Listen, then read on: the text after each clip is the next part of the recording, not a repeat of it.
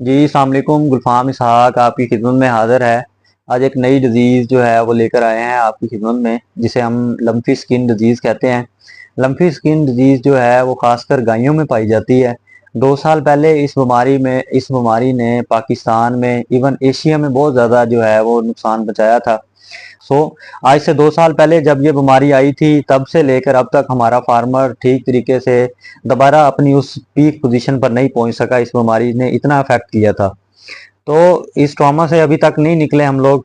इस बीमारी में बहुत ज़्यादा मौत हुई थी, जिसकी वजह से किसान जो है वो आज भी डरा हुआ है कि डेयरी फार्मिंग जो है इससे जितना बच सकते हैं उतना बचा जाए। तो एलएसटी जो है वो LST causes considerable economic loss due to economical damage to hides infertility and loss of milk production. इस बीमारी का जो काजिटिव एजेंट है वो भी लम्फी स्किन डिजीज वायरस है। इसी तरह की एक बीमारी जो है 1929 में भी एक रूनुमा हुई थी।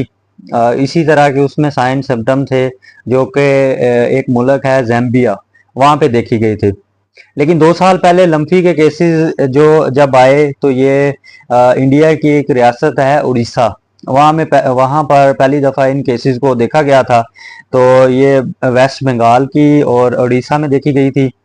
अच्छा, इस बीमारी का जो फैलाव है, क्योंकि एक वायरल बीमारी है, तो ये हवा, पानी और इंसानों के ज़रिए और एक जानवर से दूसरे जानवर में जो है वो फैलती है। इस बीमारी का जो फैलाव है वो मक्खी, मच्छर, चूहों के ज़रिए होता है, या जो ब्लड चूसने वाले कीड़े हैं उनके ज़रिए होता है।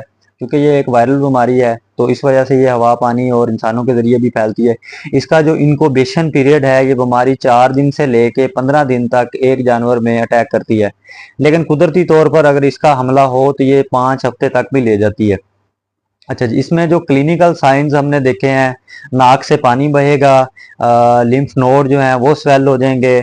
इसके अलावा जानवर के जिस्म पर दाने निकल आते हैं, जानवर को हाई टेम्परेचर होगा, जानवर 1 हफ्ते तक जो है वो खाना पीना छोड़ सकता है। जानवर के जिस्म पर दाने जो हैं वो 7 हफ्तों तक भी रहते हैं। इस बीमारी के जो साइन और सिम्टम्स हैं, सिम्टम में क्या होगा, सबसे पहले तो जानवर को हाई टेम्परेचर होगा, लिम्फ नोड जो हैं वो स्वेल हो जाएंगे, आंखों से लगातार पानी आएगा, पूरे जिस्म पर दाने होंगे, खासकर गर्दन के आसपास जो है वहाँ पर दाने होंगे। जानवर को चूंकि बुखार होता है और जानवर तकलीफ में होता है, जिसकी वजह से वो खाना पीना जो है वो छोड़ देता है। जानवर खाना पीना छोड़ेगा तो साफ ज़ाहिर है फिर दिन ब दिन कमज़ोर होता जाएगा। जानवर के पाँव पर स्वेलिंग और टांगों पर भी सूजन आ जाती है, जिससे जानवर जो है ज़्यादा देर तक खड़ा नहीं रहता, अगर उसको चलने फिरने में दुश्वारी होगी। ये बीमारी ज़्यादातर गायों में देखी गई है।